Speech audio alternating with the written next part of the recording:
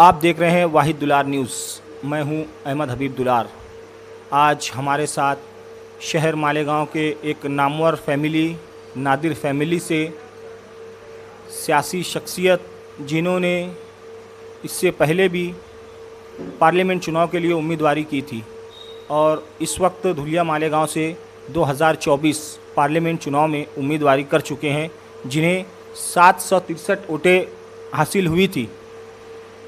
जानते हैं इन्होंने जो 763 वोटें हासिल की, इन्हें इतनी कम वोटें क्यों दरकार हुई, क्या वजह रही उम्मीदवारी करने की। इरफान नादिर से हमारा सवाल। अस्सलाम वालेकुम।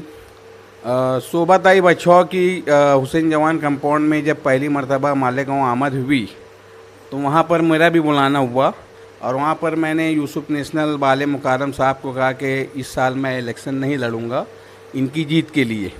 लेकिन उन लोगों ने मुझसे कहा कि भाई आपको इलेक्शन लड़ना है और आपके जो एजेंट्स मिलेंगे वो एजेंट्स की हमें ज़रूरत रहेगी और उन एजेंट्स के ज़रिए हम शोभाताई बछौ का काम करेंगे। इसके लिए आपको इलेक्शन लड़ना है, फॉर्म भरना है और आपको नॉर्मल इलेक्शन लड़ना है। इन्हें आपको बहुत ज़्यादा वोटें नहीं लेना है और लोगों को वोटें अपने लिए नहीं मांगना है, बल्कि शोभाताई बछौ के लिए आप वोटें मांग सकते हो। ऐसा करके एक मुनज़्ज़म प्रोग्राम के तहत मैंने उम्मीदवारी की, क्योंकि वहाँ पर काउंटिंग की जगह पर जो बड़े उम्मीदवार होते हैं उनके 10-10 एजेंट्स एक टेबल पर होते हैं और शोभाताई बछौ के लिए सिर्फ एक आदमी थे जो उनको मिले थे। और यूसुफ साहब और बाले मुकारम साहब का ऐसा कहना था कि आपके जो एजेंट्स रहेंगे आप इनके ज़रिए हमारी मदद कर सकते हो। तो इस तरह मैंने इलेक्शन एजेंट 450, पोलिंग बूथ अपने काउंटिंग एजेंट 136 और 2 मेरे खुद के इलेक्शन एजेंट जो यूसुफ सेठ खुद और मुस्तकिम डिग्निटी साहब बने थे। और सारा शहर जानता है कि इन्होंने किसका काम किया। इन्हें मैं एक किस्म का कांग्रेस पार्टी को फ़ायदा देने के ही लिए इस इलेक्शन में खड़ा हुआ था, बड़ों के कहने पर।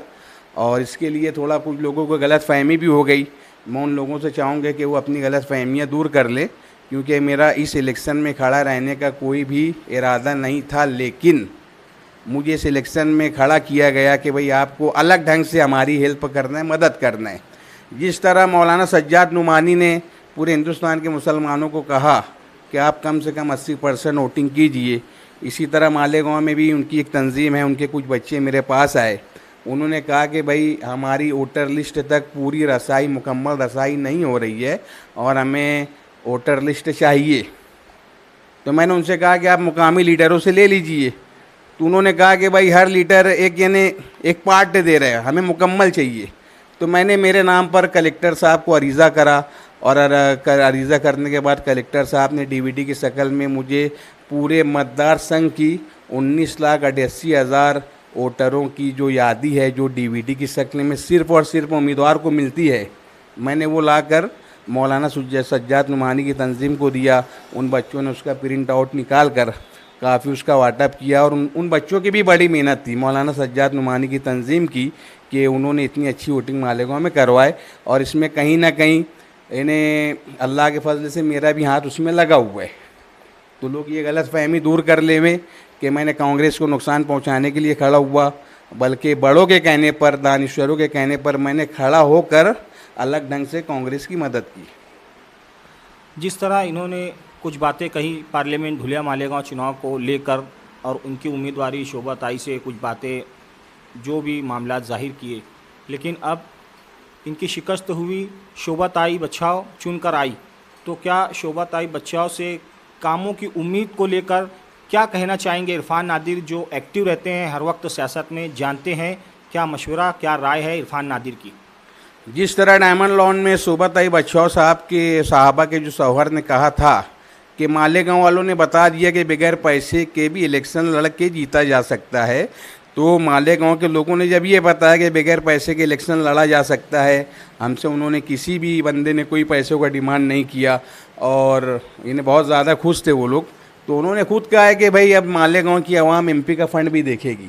तो इनकी ये बातों से मुझे काफ़ी उम्मीद है कि वो जो 6 हल्के हैं उनका तो काम करेंगे ही। और जिस तरह मालेगांव को पहले इन्हें अवॉइड किया जाता था, अब इंशाल्लाह यहाँ पर ज़्यादा काम होगा, ऐसा हमें उम्मीद है।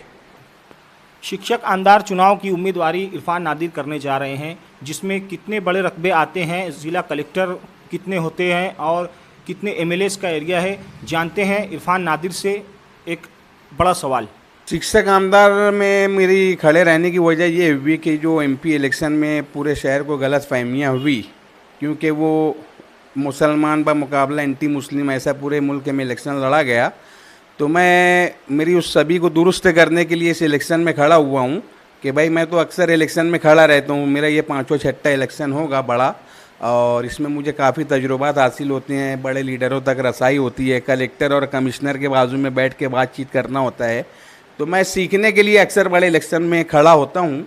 तो शिक्षक आमदार के बारे में मैं आपको कह दूँ कि इसमें 5000 देहात और 115 छोटे बड़े शहर और 5 ज़िले आते हैं।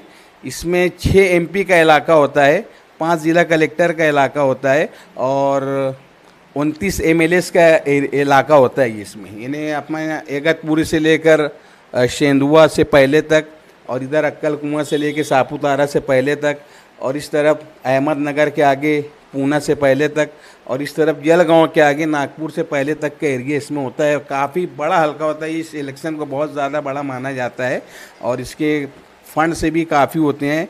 अभी मेरा अंदाज़ है कि इस शिक्षक आमदार का फ़ंड 1170 करोड़ के आसपास होगा। इसके लिए अक्सर मुस्लिम्स पार्टिसिपेट नहीं करते, वो समझते हैं कि ये बहुत ज़्यादा बड़ा इलेक्शन, हम इसमें खो जाएंगे। लेकिन अल्लाह का करम है कि हम ऐसी हिम्मत रखते हैं अल्लाह के भरोसे पे कि हम ऐसे बड़े इलेक्शन में भी खड़े होते हैं। लेकिन मुझे अब ये देखना है कि जिस तरह इसमें 60,000 वोटिंग्स है टोटल, 60 से 65,000, और इसके अंदर शिक्षक आमदार में अक्सर देखने में आया कि 50% तक वोटिंग होती है, और मुसलमानों की वोट इसमें 6,500 है टोटल हलकों की मिलाकर, और मालेगांव के वोटरों की तादाद 2500 है। तो मैं ऐसा समझता हूँ कि जब बिरादरान वतन की इतनी ज़्यादा तादाद इसमें खड़ी हो रही है, 30 लोगों ने मेरे सामने फॉर्म भरा, लेकिन अभी फॉर्म सिलेक्शन होने की डेट रह गई है। आइंदा दिनों वो फॉर्म की छाननी होगी, इसमें फ़ाइनल लिस्ट बनेगी, तो इसमें समझ में आएगा कि भाई कितने बिरादरान वतन भी इसमें खड़े हुए। तो मैं ऐसा समझता हूँ कि अगर मुस्लिम वोट्स एक तरफ़ा मुझ पर पड़ती है और कुछ बिरादरान वतन जो सेकुलर है उनकी वोट पड़ती है, तो इंशाल्लाह मैं ये इलेक्शन जीत सकता हूँ, ऐसा इन्हें मेरा एक एतमाद है। इसमें आपका काम क्या रहेगा शिक्षक आमदार में, अगर आप चुनकर आते हैं तो? शिक्षक आमदार में काम ये होता है कि शिक्षक और टीचर्स के मसाइल असम्बली और इसमें उठाना होता है। इनके लिए हम यानी स्पेशल नुमाइंदगी करते हैं। इसमें स्कूलों के मसाइल, कॉलेजों के मसाइल, शिक्षक और एजुकेशन लाइन के स्पेशली मसाइल इसमें उठाए जाते हैं और उसे हल किए जाते हैं और उसके लिए फ़ंड मिलता है।